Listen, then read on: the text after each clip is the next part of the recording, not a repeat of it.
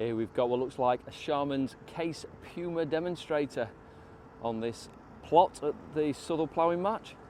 It's got an Amazon plough on the back, and that is a 240 Puma with a 5 furrow plough. And the steady away, because it is a ploughing match, it's not a race this part. You're trying to make as tidy a job of the ins and outs as possible. And that has been reversed round. Let's watch him drop in